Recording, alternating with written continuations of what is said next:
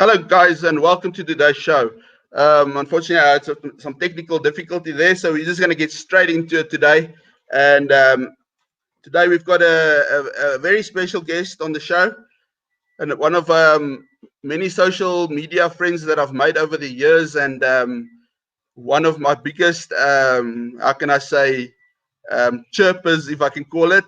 As you can see, he's a proud Western Province Stormers supporter, and I'm a proud Bulls supporter, as everybody already knows. And we have quite a lot of banter every now and again, more often than not. And unfortunately, with the season being over, yeah, we don't know where things are going to go now. So hopefully, something will happen soon, and then we can start, having some good fresh banter again. Anyway, Sardieq, welcome to the show. Thanks for joining me. Hi, good afternoon, Jacques. Thanks for having me, and welcome to all the viewers. Just for those that actually don't know, Sardieq is a huge sports lover. Rugby, obviously, being one of them, and I know he's quite a big Man United supporter. Just make sure that I don't get that wrong, because the last thing I want to do is call you something that you're not, and then get stones thrown at me. Anyway, and I mean, just general sports lover that I know. But today we're going to obviously focus a little bit on the rugby side of things, but we'll probably touch on one or two other sports, because I mean, at the end of the day, it's all about the love of sport, and it's just good to have you. But the interesting thing is that not as my other guest that I've had on before, who's actually quite into actually working with sport. Sardieq is a civil engineer. In what field exactly do you work, Sardieq? Okay, so within civil engineering, I'm a civil engineering technologist, and I design roads, anything with transportation, from Oh, wow, that's cool. yeah, Okay, from so if there's highways potholes to. or anything, we know who to direct it to. Okay, yeah, yeah. Not really you. Anyway, Sadiq, thanks again for being on the show. I really, really appreciate it. Let's start off just by just just tell me, where did your love for rugby start? I mean, was it someone? Did you see something? How did it come about for you to get into the game of rugby?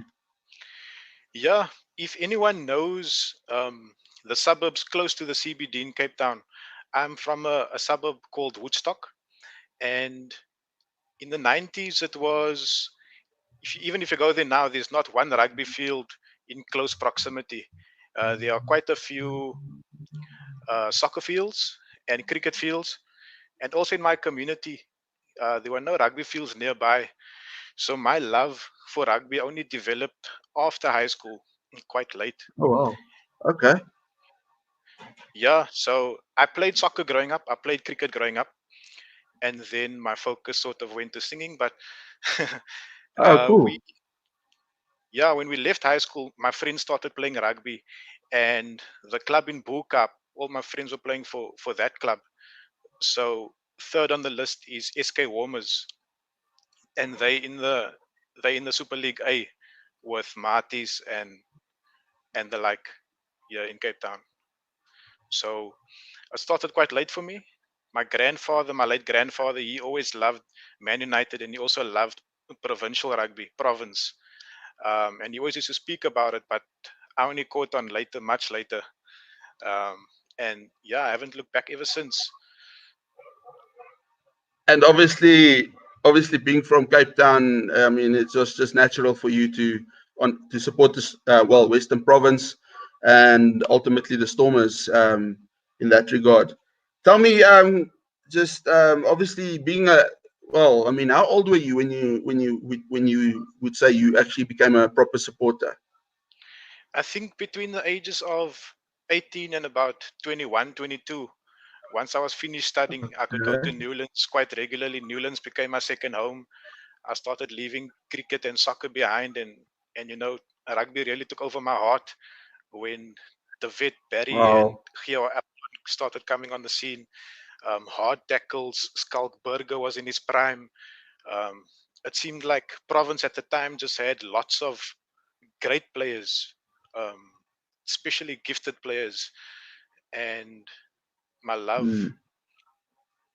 I know what it's like to follow great players. So we stick with them through the tough times when we're going through some slumps, and just keep motivating them, the players, because they're also human. They feel it, and with supporters like us that can uplift them, they also need that. And a lot of the time, you see it on social media. That's why Twitter can be a great platform. If you can get rid of all the trolls, Twitter is a great platform for us to do our part and actually motivate our Yeah. team, motivate them to be better, motivate them to take the loss on the chin and try again tomorrow.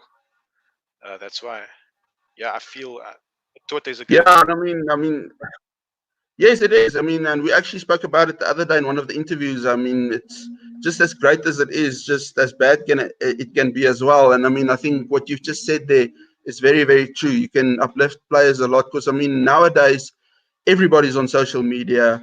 A lot of the players are, especially the high profile guys are all, they well, most of them are literally on social media. And I mean, it's probably social media is so much more accessible than a newspaper and all that stuff. So you're getting it literally from the horse's mouth, if I can say it like that. Um, Obviously, from listening to what you say, I mean, Newlands is obviously has got a special place in your heart, right? Yeah, definitely. It's my I'm sad to see that we're leaving Newlands. Um, Mm. yeah, the whole experience of going early, having a braai, setting up catering before and outside of the stadium, buying that boerewors roll on the outside, and maybe half time when you're hungry again, buy another one inside. But it's the whole Uh, atmosphere.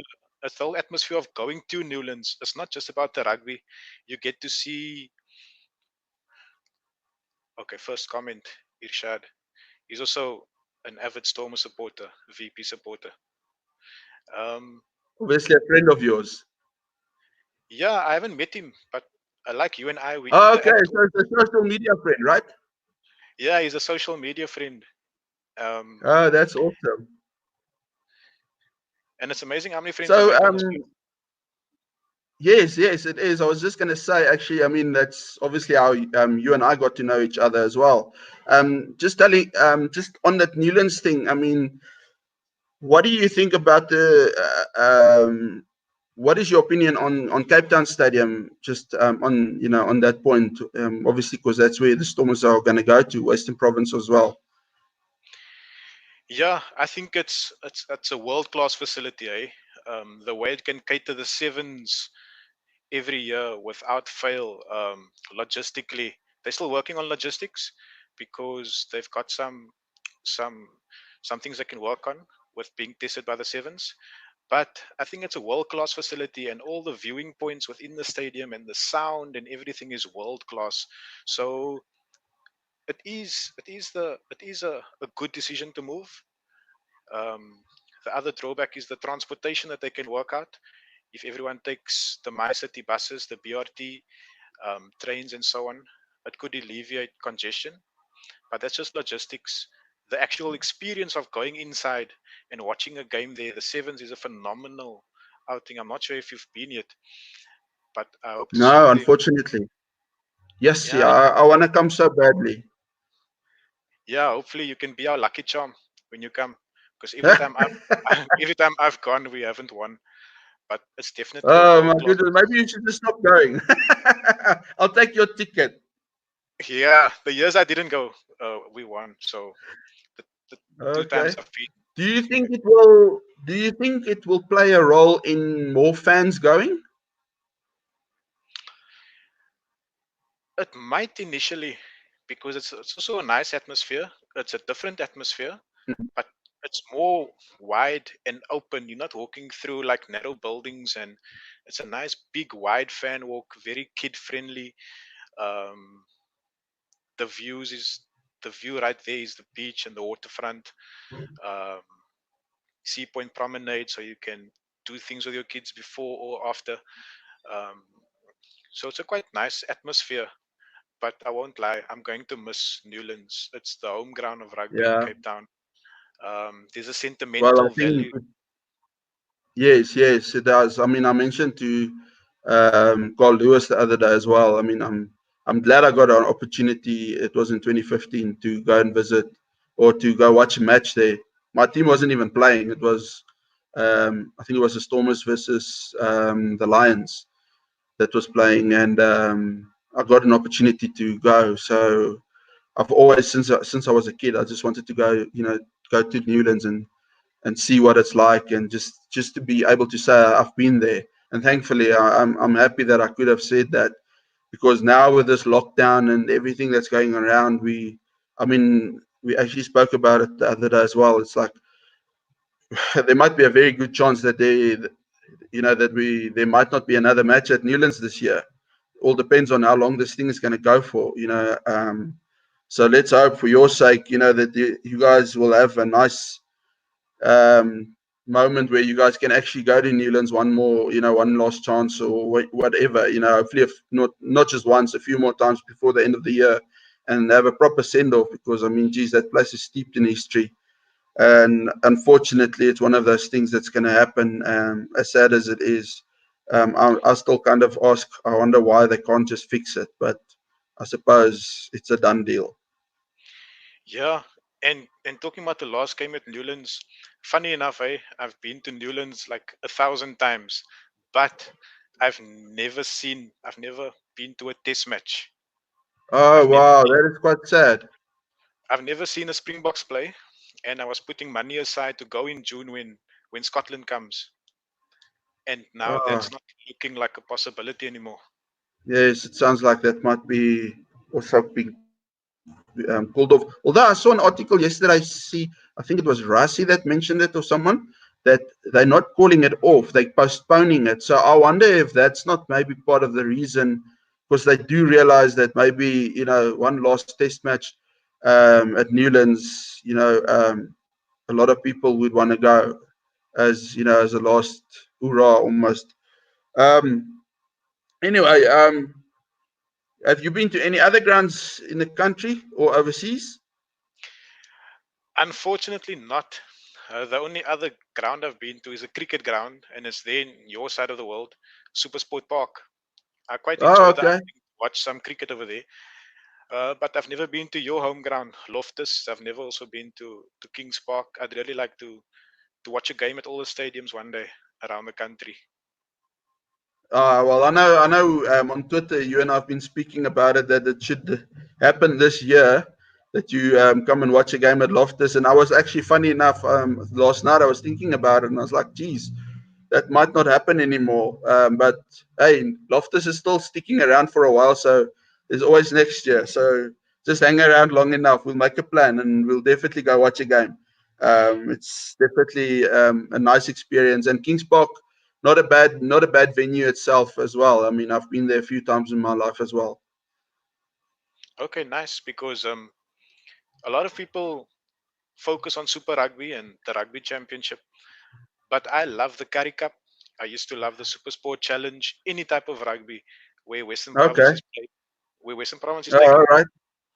I would watch those who excel, those up and coming youngsters that steal your eye, but you don't know their name, and then you start googling, see where did they come from, what high school did they attend, what did they do in Craven Week, because sometimes we notice these guys late, and it feels like Yes. they just fell off the face of the earth or just come out of nowhere. But then you actually go back and see, now these guys have been around for years. Yeah, I must say the Super Sport Challenge is quite nice in that regard, where you can see some current players and also some young and upcoming guys, and it makes it exciting. And then obviously the Currie Cup, we all talk about it, and today again on social media, on Twitter, we were chatting about it. It's like, they should just rejuvenate it and just make it like it used to be back in the day, where it was a proper tournament and not just six teams or something. Needs to be a proper home and away, and a proper, the back in the day. Geez, I don't know. I'm not exactly sure how old you are, so I can't really say how far back you've been watching rugby. But geez, I grew up with the Currie Cup. That was the only rugby I knew. And then, as things started happening in South Africa, it just got better. We started having internationals again and all that stuff. But the Currie Cup, I think, in most South Africans' hearts, will always be, that tournament that stands out for us. So it would be really cool if they can really look at it and maybe, with this whole lockdown happening and everything, say, hey, maybe we need to take a step back and just get back to the old ways of how things was and rather focus more closer to home than abroad. But we know it's all about money, unfortunately. Tell me, over your years of watching rugby, you did mention the Vet Barry and those Oaks earlier on, but who's your favorite player then and possibly now? Okay, it's the same player then and now. I did some Okay. research on how you pronounce his name. I didn't ask him when I met him. How do you pronounce your name? But it's Gio Aplon.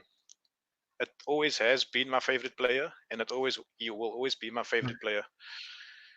Um, he just he just personifies everything about rugby. Rugby, in my mind, yes, you need the big guys, but rugby is about heart.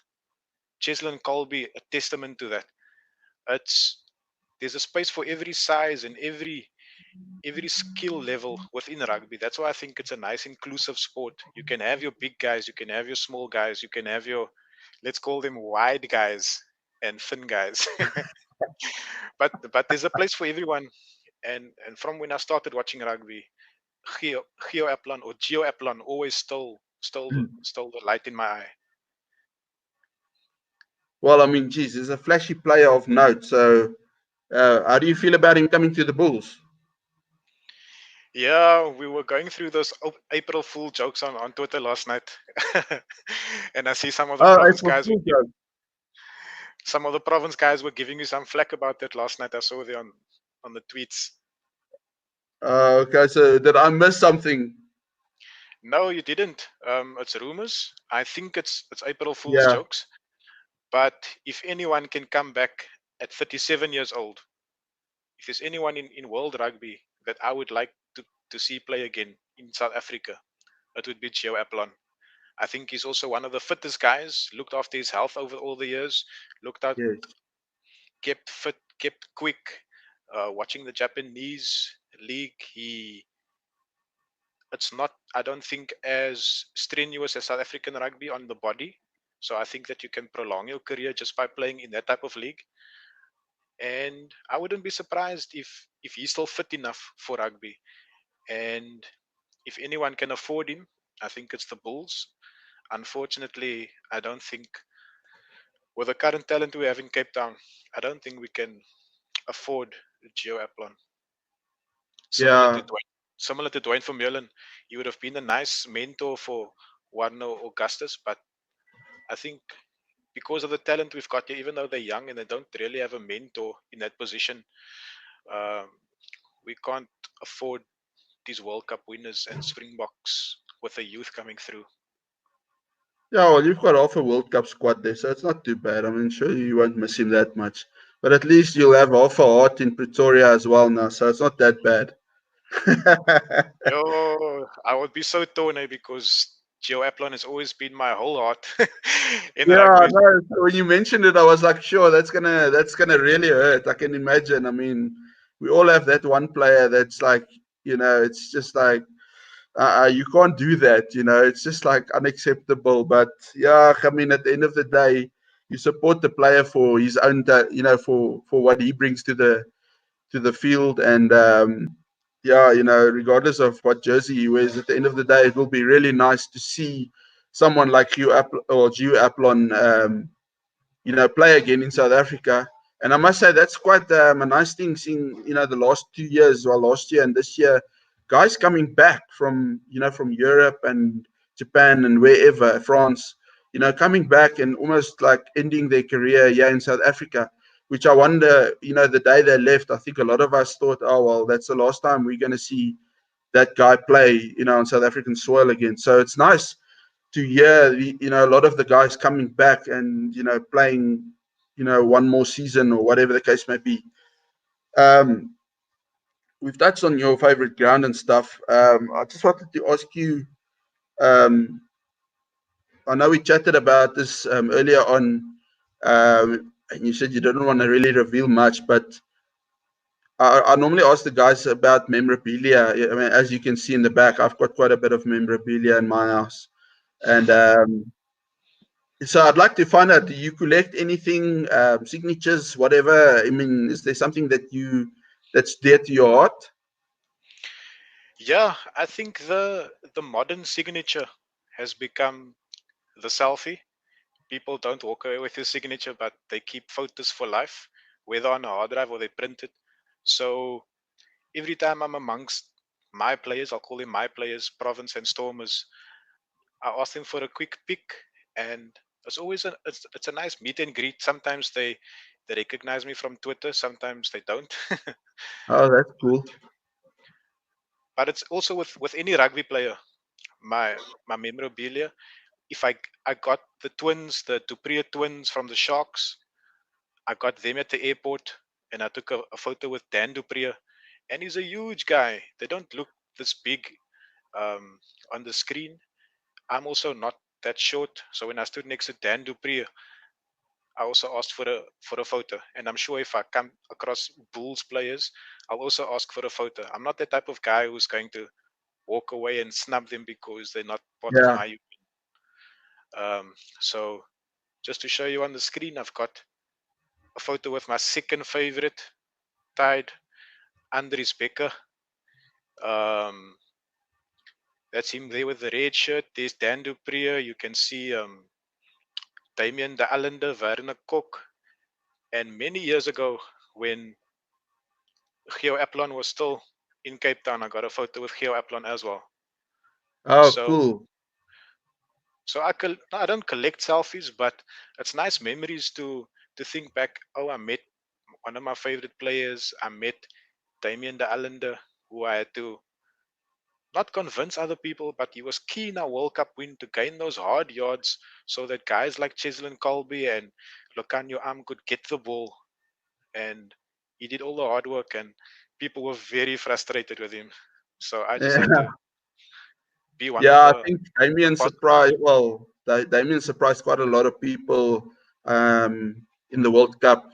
You know, and I mean, we all know he wasn't a fan favorite. I think leading up towards the World Cup, and over the years and stuff, because of the way that he plays. And yes, we know, players get told how to play and stuff. It's not necessarily their natural game.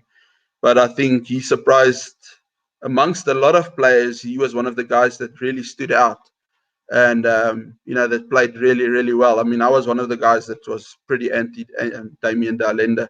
So, but you got to take your hat off. The guy was immense throughout the World Cup. It wasn't just like one game here, one game there.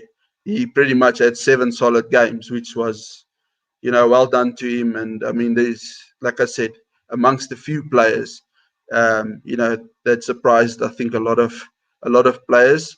I could probably, on my one hand alone, mention 5, guys that surprised me. So, yeah, I mean, well done to the guys. And ultimately, that's what you want.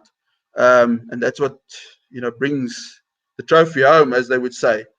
So, what's been your best rugby moment ever? It's rugby related, but it's not with a rugby player. No, Okay. is it watching rugby. Oh, Uh, wow. so after the World Cup, my wife, even when my wife hears his voice, my wife is not into sports. My wife doesn't watch sports or enjoy sports.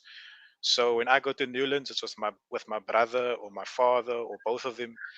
It's almost like a boys' day out. But when my wife hears this man's voice, right, she knows it's the voice of rugby. Oh, wow. And in the olden days, I suppose that was Hugh Bladen. Yes. But now currently, whenever you hear the Springboks playing or when you hear Super Rugby, you're hearing this man's voice, and it's Matthew Yes. Pearce. Yes. Yes. Um, after the World Cup, Matthew was doing some voluntary work. I think he was an auctioneer, helping raise funds or charity. And I commented to say that I've always admired on Twitter. So I replied to Matthew and said, I've always admired you. It would be nice to have a coffee date sometime. Oh, And wow. s- and so Matthew Pierce replied, and he said, when are we doing this coffee? Oh, that's Exclamation brilliant. And all the guys that saw this tweet, um, I didn't see the tweet for a few hours, and then when I came back, my phone was lit up, and it's like everyone's commenting, Sardieq's gonna die, Sardieq's gonna blow, Sardieq's gonna be so excited. And then I saw that Matthew Pierce was arranging or wanted to meet up. Oh, brilliant. Yeah, so we met up with another person we both know from Twitter, running fly off, and then we went for breakfast and we spoke. I promise you, we spoke an hour about rugby, same as what we're Yes, speaking now. And when you speak to rugby people, time just flies. yes. And so Matthew Pierce, he took us for breakfast and he gave us some nice insights And on the just being wife, did the living wife his. not go along? No, we all three met up just before work, close. We drove. Okay. He drove. Matthew Pierce drove to where we work, where to our work, Oh, and wow. I really appreciated him going through the effort, coming through, driving before the traffic to town where I work in town, and yeah, it was just a nice, pleasant experience to see that someone, he is a celebrity, to go out of his way to to treat a fan and yeah, That just is chat awesome. rugby. That is awesome, man. Geez, that is the kind of stories you want to hear. I mean, yeah, like you say, I mean, it's not a player or a moment or something that happened at a game, but I mean, it's still there's still that connection of rugby, and I mean, that's really really cool. So, geez, yeah, kudos to old Matt. I mean, hopefully he gets to see this interview as well, and then that would be really cool. But I mean, thanks for sharing that. It's really cool. The opposite side of the coin, I mean, heartbreak moment. I know as a Stormer supporter, there might be quite a few, but anyway, that's just tongue in cheek. But I mean, out of your years of watching rugby, there must have been a moment that, yes, when you think about it now, it still hurts. Yeah, unfortunately, the Bulls feature in that heartbreak. So one man's trash is another man's treasure, I suppose. But that 2010 final where we Yeah. had the Jacques Fouries of the world, we had the Mm. Skalkburgers, we had the Geo Apollons, we had such a fantastic team. We gave the Stormers a nice hiding at Newlands that year. Um, yeah, to lose to the Bulls, our arch enemies of the Noordside derby, it was Yeah. that was a hard pill to swallow. Um, the year after that, I'm not sure if Rassi was still involved, but then the second heartbreak was to lose against the Crusaders. Sunnyball Williams came on the scene, and him and Robbie Fruin, I was there in the railway stand at Newlands, and Sunnyball Williams and Robbie Fruin, they were throwing offloads like crazy, running riot at Newlands, and that was not a pleasant experience. Shame, man. Oh well, yeah. I mean, that 2010 final, I was fortunate to be there. So, sorry, I can't share your sentiments, but I mean, yeah, that was. I can imagine. I mean, I think we've all had that one or two heartbreak moments where it's like you just, whenever you think of it, then it still hurts. Um, if there was one player that you could meet and you could ask, and you were only allowed to ask them one question, who would it be, and what would the question be? Yeah, I've always loved tough guy movies. So I like your old school Jean-Claude Van Damme and action hero movies. And what drew me to rugby was always those hard tackles. One comes to mind, like Skalk Burger taking out Fourie Dupree. I think it was a Oh Curry yeah. Cup game, and that was a nice hard tackle. So I would ask one of my heroes from province, those hard tacklers like David Barry and Skalk Burger, and we had a Fijian as well. He also used to Yeah. tackle hard. Ask ask one of them, if not Skalkburger. These new tackle laws, it's so controversial. Every game, you're not sure if it's a yellow card or a red card. But to Hmm. ask one of these hard tacklers, do they agree with a player safety? How would they have done? in these type of situations now in modern rugby, because Yeah. we are trying to, or everyone's trying to make the game safer. But I'd ask them, like, how would they adapt to this environment? Because it's a difficult one to adapt to. So thinking about player safety, but also winning that that dominant hit, which is important in rugby, and to a Springbok defense.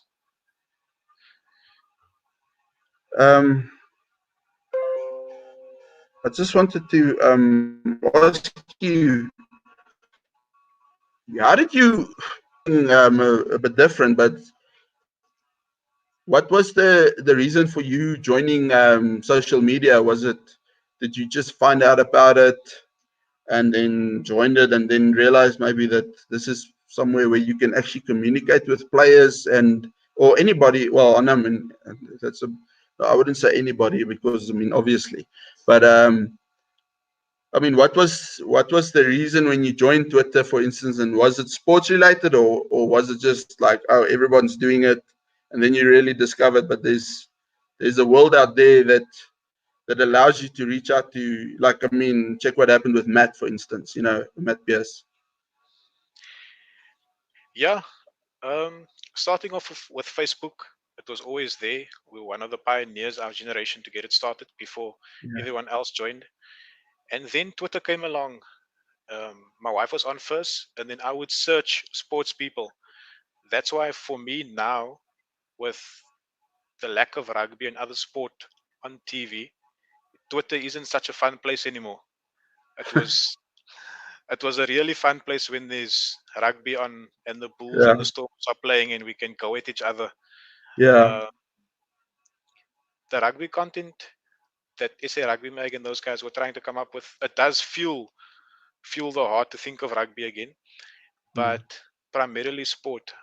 My Twitter account is for sport. First rugby. You've touched on Manchester United, and then obviously we all love the Proteas, and we want Faf and Quinny, everyone to do well. So Yeah. primarily, yeah, I joined Twitter a few years ago, or many years ago, to follow sports stars and interact with them and gain their insights, and sometimes tweet them and hope that they tweet back, gain their insights into the daily lives or just anything small, just to say hi, we support you, nice to see you, nice to hear from you, and and keep that flame going for them as well. Because, like I said, they're only human, and we've got to do our part and not troll them and beat them down because they know what they're doing wrong. They watch the videos, they watch it back on a Monday morning, and their coach points it out to them. Listen here, this is where you messed up. That's where you messed up. So that's not our job to tell them stop messing up. They're going to be told that. It's for us to it's for us to motivate them and stand behind them through thick and thin, because it's easy to be a supporter when your team is winning, but a Mm. true supporter will keep on supporting when your team is losing, when they need us the most, and that's when we Yeah. need to step up. When we need to step up as supporters and fans.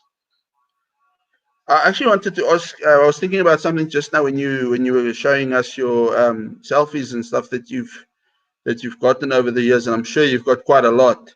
I wonder if you actually know how much you've got. But in asking that, what was the most? I mean, I'll just ask the one side of it. But what was the most? What's the word? I don't want to say interesting, but what was the most fun? Like, you approached the guy. Listen, can I have a photo with you?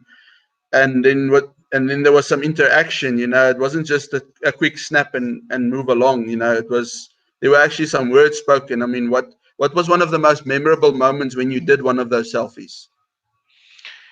Okay. Juan de Jong, he's on my list of favorite players. He was also not as big as the biggest centers in world rugby, but he has a step that can leave you dead for days, and he was always one of my favorite players as well. And I went to a Stormers kickoff party a few years ago when they still had those, and I took my DSL camera along, and I asked Juan de Jong to take a photo of me and Gio Aplon. And when I got back home, the the camera didn't snap, so I was without a a photo with Gio Aplon. But knocking into Damian de Allende in KFC at one of the malls here, He Oh actually wow. recognized he actually recognized me in the line. So we Oh spoke. wow. I asked him for a selfie, and then I told him who I was at Sardieq S_Western Province, and then it clicked to him that this is the guy that keeps giving me encouragement. Um, Wished him good luck, and it wasn't a long chat, but he did recognize me from giving him all the positive support with all the That is negativity around brilliant. him. Oh well, that's awesome, man. This, yeah, that is really really nice to when I think when someone like that, I've had one or two experiences like that myself, where guys like when you say you say your name or something, then they're like, oh yeah yeah, and then they recognize you, which is quite cool. I mean it almost makes you feel like, oh well, I am doing something right. Um, So I mean, you sound like a very positive guy, at least, and I mean that's really nice. And I must say that's really encouraging to hear. And I mean, I think someone like me, I've chirped a lot of guys in the past. I think I mean, we're all just passionate rugby supporters, and I mean, we want to. It's I think some guys don't always see it the right way. Um, when you like, let's say you're giving a guy a bit of stick or something, it's not because you don't like the guy. It's probably because you want the guy to do well. But something that I have learned over the last 2 or 3 years is, you know what, it's sometimes more about how you say it, instead of what you say. So you can give a guy a bit of stick sometimes, and because sometimes it's warranted, but it's how you say it. And by getting personal is definitely not one of those things. So I must say it's something that I've learned. Being a Bull supporter the last few years has been quite tough. So your what's the word, geduld gets tested.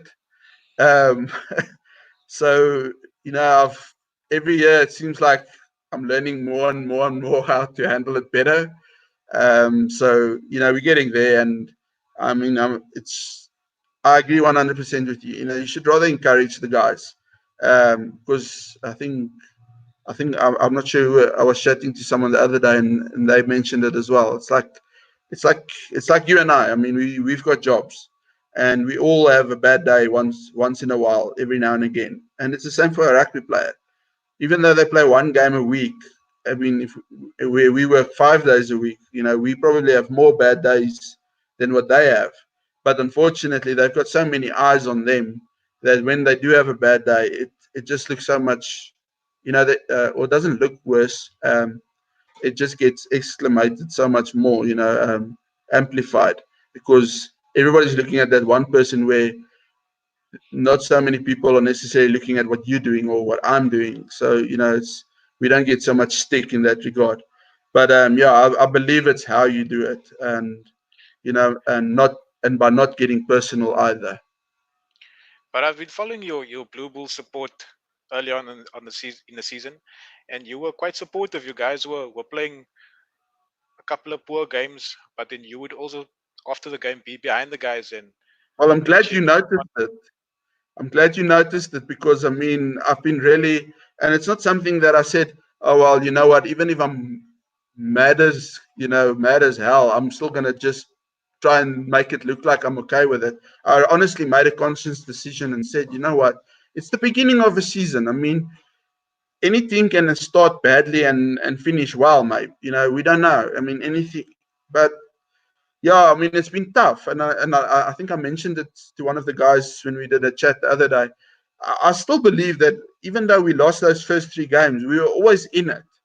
I mean, even that Stormers game, I mean, 13-0. I mean, it's not.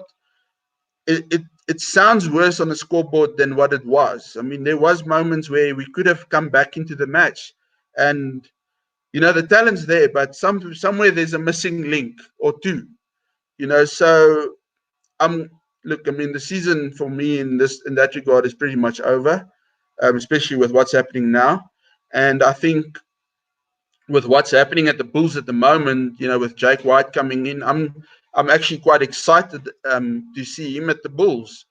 In the beginning, I was a bit concerned, but I was only concerned purely because of his track record in he joins a team, and then halfway through his contract, then he leaves. and I think that is not very professional. So that was my only concern when I heard Jake White was in the mix. But since he signed, I mean, I'm all behind him. I think you might have seen it even. Every now and again, someone will be saying something negative about Jake White joining the Bulls, and I'll actually say no, but I'll try and back it up with something, um, because I think really he deserves to be backed. I think he's got the credentials. I mean, he's won a World Cup. He's shown his goods with the Brumbies. I think he showed something with the Sharks as well. Unfortunately, whatever happened there wasn't good, and we never saw the end result because I think whatever was going on there or what he was doing with the Sharks at that stage looked promising. So the proof is there that he can do something with a team. And if I'm looking at the players that he's trying to get and stuff, yes, one or two that's a bit questionable. Um, I'm just giving some stick with the whole Damian Willemse thing. I mean, that's just fun. I mean, we can't watch rugby. How must I chirp Stormers guys now? So the only way I can do it now is by reading an article in the report, which I must say I think is from a very credible journalist. I know not all of the report is a credible thing, but if there's one credible journalist in this country, it's Hendrik Cronje. And I must say, if I did mention it on one of the tweets, I think the guys are giving me stick from the Stormers side because they know if when things like this come, it's not, this is not rumors. I'm telling you, there's going to be weight to this story, and unfortunately, we're going to have to wait quite a long time because there's going to be, we don't know what the season holds anyway and what's going to happen. But if I read that article and I see the way they're writing about what's happening at the backroom, are running around sending out letters telling agents they're not allowed to talk to players and stuff and what, then I think the Stormers people should be worried, and rightly so, because Damian Willemse is a good player, but I must say, I don't know what's happened this season. He hasn't come to fruition yet. I don't know how you feel about his role at fly off so far this season. I mean, it's like he's struggling. There's something there not happening, which we all kind of wanted. We want him to do well. I mean, I think even as a Bull supporter, I must be honest with you, I want to see Damian Willemse is one of the players that I want to see do well. I've always been a big fly off fan. So a guy like Damian Willemse, when he came on the scene, I was like, oh, geez, the future is so awesome for fly-offs in South Africa. But something has gone wrong, missing, for him this season so far. So I don't know. What's your opinion on that? I mean, let's chat a bit of rugby while we're at it.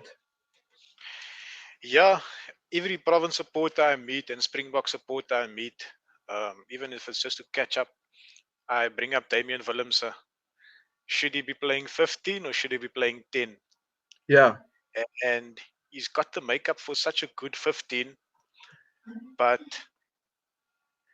he's so young that he hasn't really learned his trade at fly off. Mm. I think he's 22 years old, and people are saying, avid Stormer supporters are saying, let's give him a whole season at 10. Mm. I agree with you. He's had a poor, not a poor start, but an average start at 10. Yes. In Yes. in one game, he'd have a couple of soft moments, good moments where he does a delicate try assist or a skip pass or he breaks the line.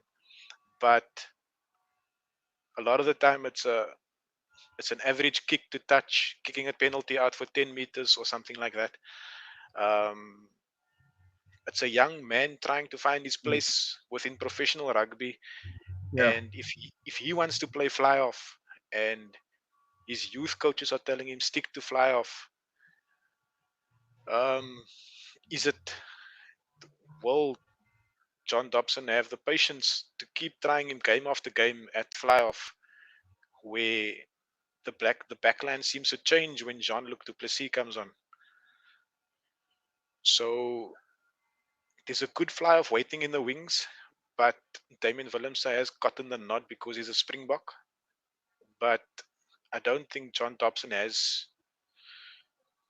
we might not have enough time to keep Damian Willemse at fly-off if it's not working out. But it is a young man who wants to play fly-off and who wants to get better at fly-off. It's just not, does he have the administration behind him and the coaching staff behind him to develop there? Because he's always been not sort of the Pat Lambie, but I think for the baby box he even played 12. Then he played Yeah. 15. For Storm was Robbie Fleck with Rassie. It seemed to be a director from Rassie for Robbie Fleck to keep him at 15, and it was a whole season at 15. So then he started thinking like a 15, and now to think like a fly-off again in 2020, it's proven to be a bit difficult. Where we know that he's a Yeah. baller, he's got so much skill, natural skill to step and acceleration, and the rugby brain Yeah. is there. But as you know, loving a fly-off position is that he's the general. He dictates play. He plays in the right part of the field. He gains you yards with kicking, good goal kicking, Yeah. giving those deft touches, the passing game, and yeah, it has been a slight Yeah. struggle His for Damian Willemse because goal he's kicking so, was a bit. Sorry. yeah, his goal kicking has been No, I just wanted to say his average. goal kicking was a bit suspect. Yeah, it wasn't great. And it's interesting You can seeing Jake being so intent on getting him to come and play for the Bulls. I mean, obviously, I don't know. Maybe it's a coaching thing. Who knows? I don't know. It's so hard to say. We don't know what happens behind the scenes. Yeah, we lost a very good kicking coach a couple of seasons ago. Uh, not sure, is it Flux Elias? He moved from VP Yes. Rugby Union, and you guys up there in the north, you guys develop good kickers. So maybe Jake White thinks it's something coachable because he's got everything else. But Yeah. the educated, you can see he's working on his educated boot, but he's just not gaining the yards when he kicks for touch. The consistency, kicking for Mm. poles. If it's an important kick, I will rather go get me something in the fridge or something, or look away and come back to see if he's kicked over or not. Yeah, Where if that's true. I mean, where if Morenstein kicks the ball, you can watch with solid eyes. You know where that ball is going. It's going to separate the uprights in the middle, and that's what you want from a test fly-off to gain you every 3 points that's on offer. yeah. And just on that, um, what is your opinion on Moni Lebo? He's got this razzle dazzle. He's also, I know some people don't like the X factor word, but he's got this X factor that Damian Willemse also has. When he gets the ball, something's gonna happen. Initially, I thought it's a nice mentor, Morenstein coming and teaching the young guy of how to go about his business like a general at fly off. Another young man, I think Mm. he's got a lot of potential. Do you see him as a number 10? It's so tough at the moment because you know when money is there, like you just said, I mean things do tend to happen. But I mean you can't take away the experience and everything that Mornay has. And I think he's still, even this season, he's shown it. I mean, but the big thing is, and I think what a lot of people don't realize is, it's not the same person, not at all. I mean, they're two completely different players. Someone actually, I can't remember when it was. It was after one of the matches. I think it was that game that they lost against the Reds, where they stormed ahead 17-0 and then got a hiding of note, at the end of the game. And someone mentioned there that you having Morenstein and having Moni Libbok is like almost having to have two game plans. That's the kind of players they are. You can't have the same game plan. You can't have Mornay starting and have a game plan, and then have Moni come on and continue with the same game plan, or vice versa. And I think that kind of summed it up for me quite well. Because I mean, take nothing away from Moni. He's still young, but he's got something. I don't know if he'll ever be a Springbok, but he's good enough. I mean, we've seen games. I mean, you probably might have been at the match. Remember, was it 2 years ago?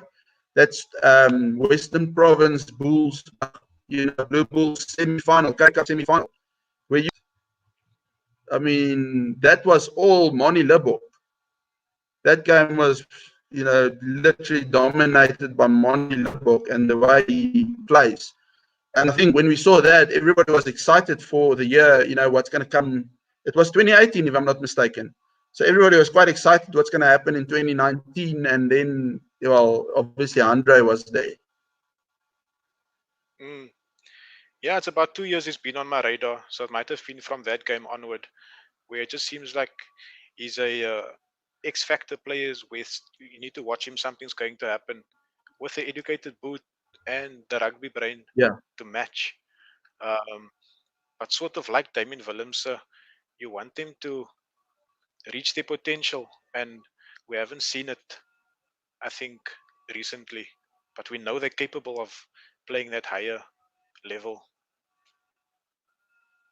Something that I also noticed was it's interesting when Moni does start, and you have Warwick Galant at the back and Roscoe Speckman and what's his name, Cornel Hendricks. It's almost like like they would normally talk about the back three, but in that instance, it's almost like there's like a rugby square kind of thing, if there was such a term. And yeah, it's just amazing how those four gel.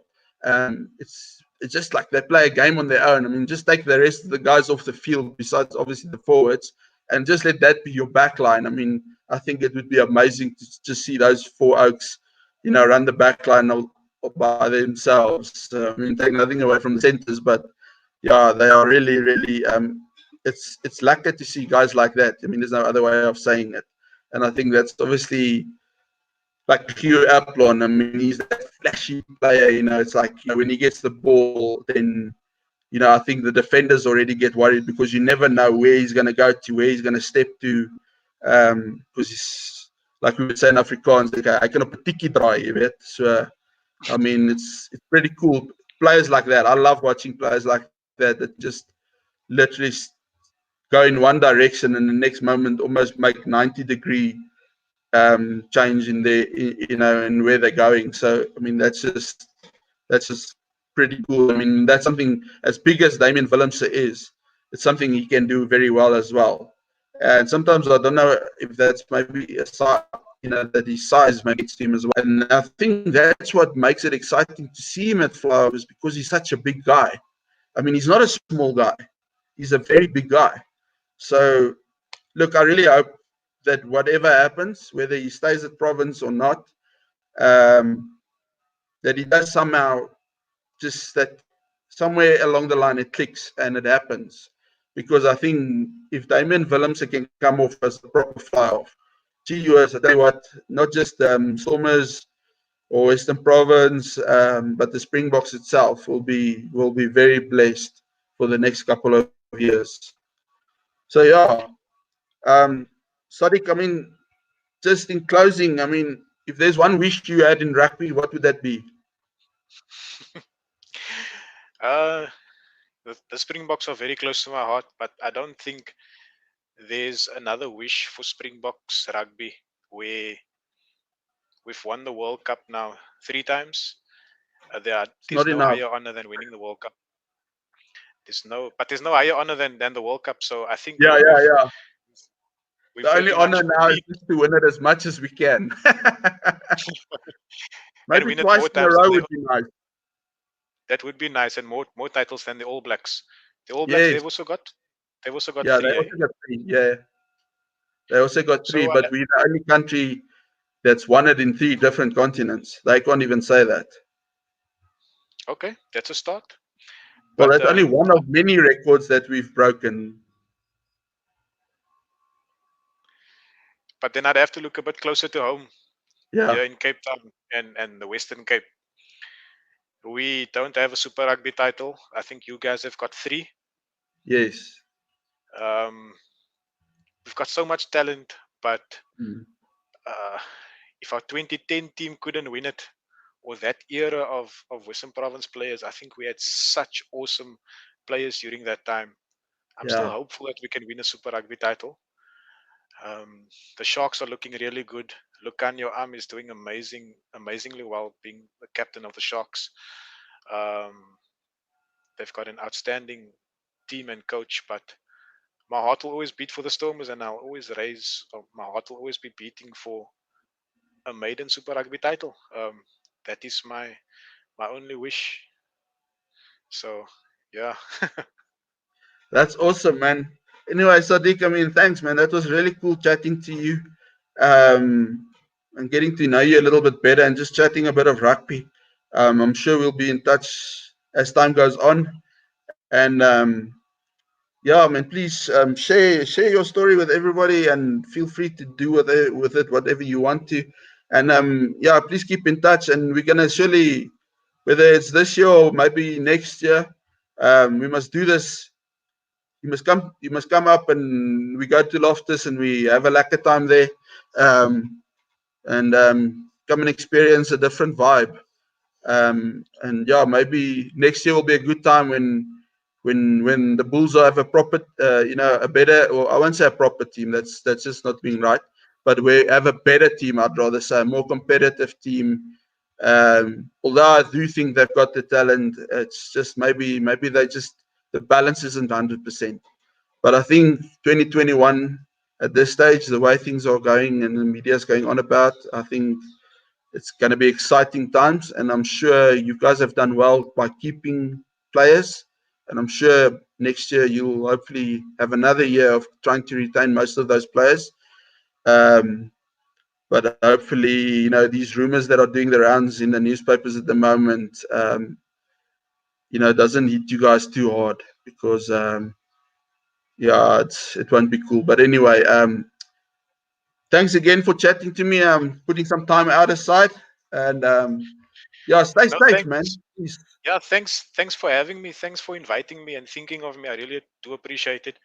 Um, the topic, or speaking about province and the Stormers and the Springboks in some part, is close to my heart. It's my passion. Yeah. And yeah, just thank you for the invitation to hear It's my only a side of things. pleasure. I mean, to have you here means I value what you say, and it's like chatting to guys like you. I don't think Twitter belongs to any specific person, or you don't have to have worn a Springbok jersey or a Springbok blazer, or any professional thing or something. I think there's a lot of guys out there that know their sport pretty well, that might just not have become professionals at it. Um, and it's, yeah, I mean, let's keep the chat and banter and stuff going. It's what keeps us alive, and makes us do what we do and what we love. So yeah, thanks once again. And I mean, yeah, please keep in touch. It's really, really cool chatting to guys like you. Yeah, definitely. Cheers, man. Okay, but stay well, eh?